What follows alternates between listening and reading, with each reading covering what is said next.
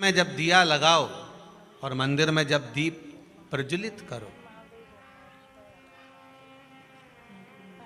उस समय पर जब मंदिर में दीप लगाएं और मंदिर में जब दिया प्रज्वलित करें, अगर गोल बाती है तो वो तो दिए के बीच में ही होगी, फूल बाती है तो वो दिए के बीच में होगी।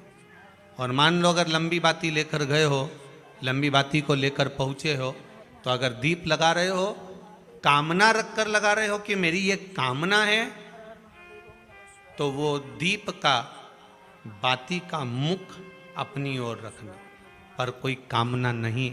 हम भगवान को केवल इसलिए रिझा रहे हैं कि मेरा भोलेनाथ मेरा भंडार भरे और मेरे घर में सुख समृद्धि दे। तो दीप की बाती का मुख भगवान की ओर होना चाहिए कि हमने तेरे भरोसे पर छोड़ दिया। अब हम किसी से नहीं पूछेंगे कि हमें क्या करना है, ये दीप की जो बाती का मुख है वो आपकी ओर है। अर्थात मेरा जो जीवन है, मेरा जो संपूर्ण परिवार है, मेरा जो कुटुंब है, मेरा जो कबीला है, मैं जिस घर में निवास करती हूँ, मैं जिस घर में रहता हूँ, उस घर का संपूर्ण कारभार सब तुम्हारे भरोसे पर है। तो बाती का मुख कहाँ हो गया? भगवान की ओर हो गया। बाती का मुख फिर भगवान की ओर। पर ज़्यादातर लोग दिया जो लगाते हैं ना, वो अपनी ओर बाती करके ही लगाते हैं। मतलब इनकी कामना चलती ही रहती है 24 घंटे। कुछ कुछ कामनाएं इनकी जागरूक रहती है, इनकी कामनाएं निरंतर रहती है। पर उस बाती में जब आप अपना संपूर्ण परिवार, संपूर्ण अपने परिवार का दुकान हो, धंधा हो, व्यापार हो, व्यवसाय हो, चाहे आप जितना भी कार्य कर रहे हो, फैक्ट्रियां चला रहे हो, वो सब अपने भगवान के भरोसे पर दे दिया, भगवान की ओर दे दिया। तो इसका मतलब ये नहीं है कि बाती का मुख भगवान की ओर हो तो तुम भगवान के बिल्कुल करीब में बाती का मुख कर लगा दो और भगवान को मालूम पड़े चोट लग जाए, ऐसा भी नहीं। जब भी दिया लगता है, आप बहुत ध्यान देना महाराज, अगर भगवान जिस स्थान पर बैठे हुए हैं, अगर दिया हमको रखना है, भगवान जहाँ विराजमान है, दीप जब भी रखा जाता है भगवान के सामने, तो अपन जहाँ विराजमान है उससे भगवान और अपने बीच में कम से कम 2 बीता की दूरी तो होना ही चाहिए, जिससे भगवान को भी चोट ना लगे, भगवान को भी घात ना लगे।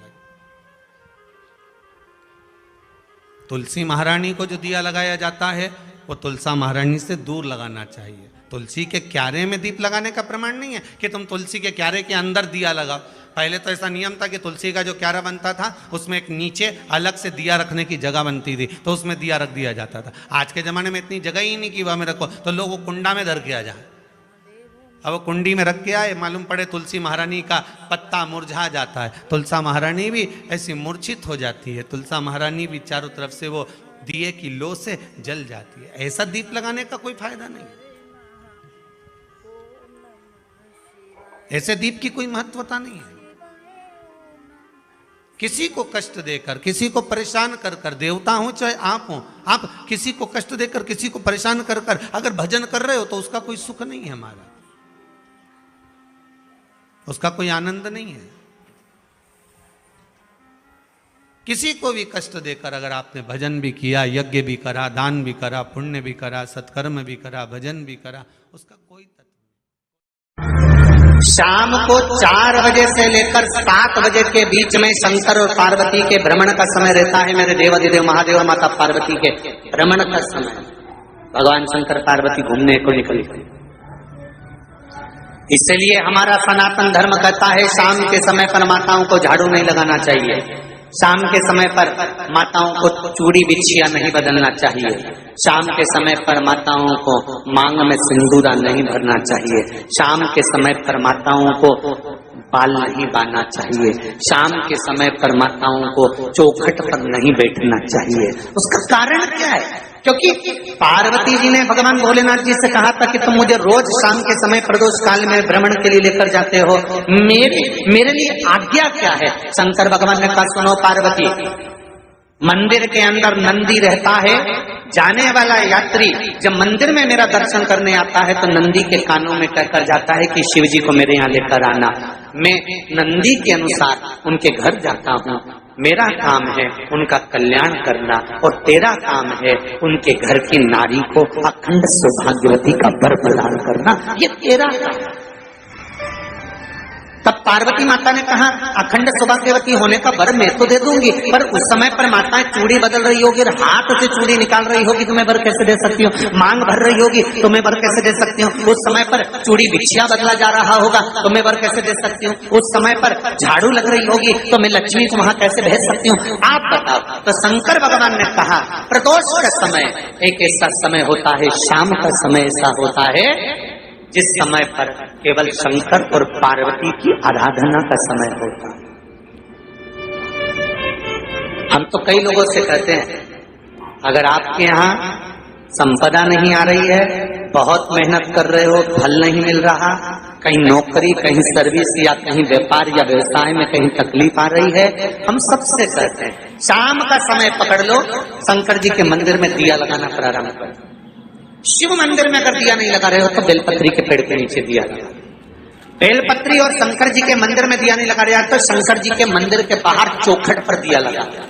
इतना भी नहीं कर सकते तो अपने घर के बाहर अपने द्वार पर दिया लगा दो और शंकर जी के नाम का श्री शिवाय नमस्तुभ्यं बोलकर शंकर भगवान को याद कर कर अपनी कामना कर कर बाबा का स्मरण कर कर पंचाक्षर मंत्र नमः शिवाय, षडाक्षर मंत्र ओम नमः शिवाय, द्वादशाक्षर मंत्र ओम नमो भगवते वासुदेवाय, जो मंत्र तुमको याद है उसका स्मरण कर कर लक्ष्मी हो चाहे नारायण हो चाहे राम हो चाहे कृष्ण हो स्मरण कर कर शाम के समय बाहर दिया लगा दो, दरवाजे के पास लगा दो, वो सुनेगा जरूर, आएगा तो उसका वेलकम जरूर होगा और वो कुछ लेकर जरूर जाएगा। नियम तो बनाओ, उसकी चौखट पर जाकर कहना होता है।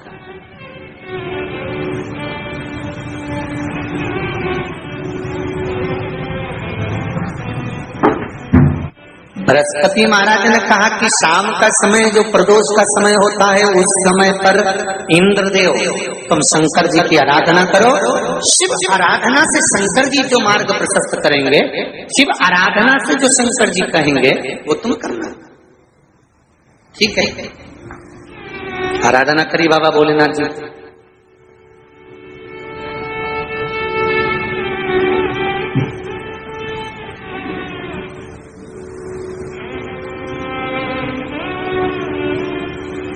मालूम नहीं था इंद्रदेव को। बृहस्पति महाराज ने प्रदोष की महत्वता समझाई तो प्रदोष का समय जानकर शंकर जी पर 7 बेलपत्र प्रदोष के दिन इंद्र ने समर्पित कर दी बिना सोचे। कितनी बेलपत्र? 7। प्रदोष का व्रत करो चाहे ना करो, मंदिर में चढ़ी हुई बेलपत्र को उठा लो,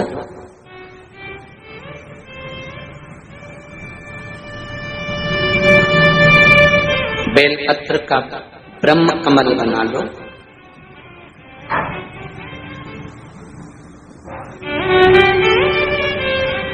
ब्रह्म कमल का मतलब होता है डंडी बीच में रहे, आसपास पत्तियां रहे। 7 पत्ती का ब्रह्म कमल बनाकर, जैसे ये पत्तियां हैं एक जैसी रखी हुई हैं तो इसको फैला लिया, 7 पत्ती को आपस में फैलाकर ब्रह्म कमल बनाए। प्रदोष का व्रत करें ना करें, जरूरी नहीं है कि वृक्ष से ही पत्ती लेकर आओगे तो ही शंकर जी को चढ़ाओगे।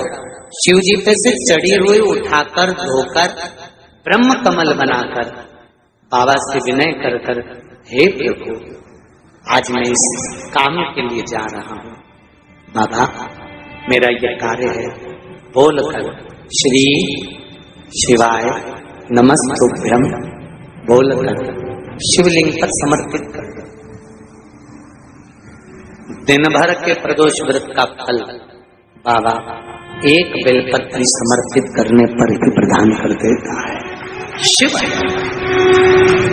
प्रदोष व्रत कर रहे हो उससे बढ़कर कोई प्रसन्नता नहीं, पर नहीं कर रहे तो प्रदोष के दिन या 12 महीने शिवरात्रि आती है, श्री शिवाय नमस्तुभम, हर हर महादेव। कैसे हैं आप सभी लोग? आशा करती हूँ आप सभी बहुत अच्छे होंगे।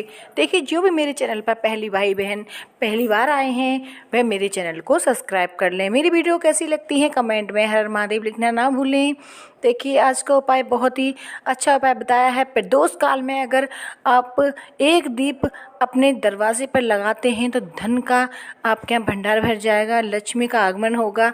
कहते हैं प्रदोष काल में शिव पार्वती भ्रमण के लिए निकलते हैं तो नंदी के कान में जाकर अगर आप मंदिर जाते हैं तो उनके कान में अवश्य कह के आएँ कि भ्रमण के लिए आप शिव जी और पार्वती को लेकर आते हैं प्रदोष काल में शाम के टाइम, तो हमारे यहाँ अवश्य लेके आएँ। तो ऐसे कान में कह के आना है नंदी के कान में, और आपको आना है घर। शाम को आपको एक दीप लगाना है, शाम को अपने दरवाजे के पास लंबी बाती का लगाना है घी का, और आपको प्रज्वलित करते समय यही बोलना है कि हे नंदी बाबा, आप शिव जी पार्वती को भ्रमण करने के लिए लेके आए हैं तो हमारे यहाँ उनको लेकर अवश्य आएँ। पृथ्वी पर प्रदोष काल में शिवरात्रि में एकादशी पर शिव पार्वती पृथ्वी पर भ्रमण के लिए आते हैं, तो इसलिए आपको दरवाजे पर एक घी का दीपक अवश्य ही लगाना चाहिए।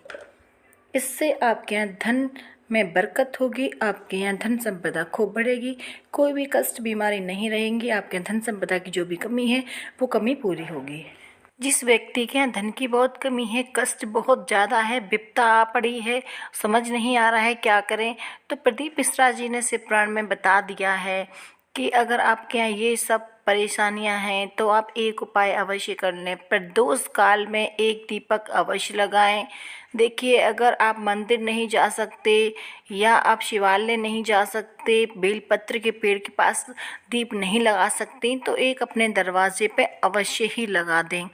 देखिए, वैसे बहुत ही शुभ उपाय बताया गया है कि बेलपत्र का पेड़ अगर आपको कहीं मिल जाए तो उस पर एक दीप प्रदोष काल में आप शाम के टाइम ज़रूर लगा कर आएँ। इससे आपके यहाँ जो भी धन की कमी है वो पूरी हो जाएगी, जो भी आपके यहाँ कष्ट है वो समाप्त हो जाएगा, आपकी जो भी मनोकामनाएं वो पूर्ण अवश्य ही हो जाएंगी। प्रदीप मिश्रा जी ने अपनी कथा में ये भी बताया है, उनका ही उपाय सुनकर मैं आपको बताने का प्रयास कर रही हूँ। जो भी व्यक्ति प्रदोष काल में शाम के टाइम मंदिर जाकर एक दीप लगाए, जो भी अपनी कामना है, कामना को जानकर आपको रखकर अगर दीप लगानी है तो वो लंबी बाती का दीप अब लगाते वक्त उसका मुख अपनी तरफ कर कर ही लगाएं। अगर कोई कामना नहीं है, वैसे ही आप शिव जी को रिझा रहे हैं, आपके यहाँ धन संपदा हमेशा रहे, आपके यहाँ सुख शांति बनी रहे, तो आप उस दीप का मुख शिव जी की तरफ कर दें। अगर आपकी कोई कामना है तो उस दीप का मुख अपनी तरफ लगाएं, लंबी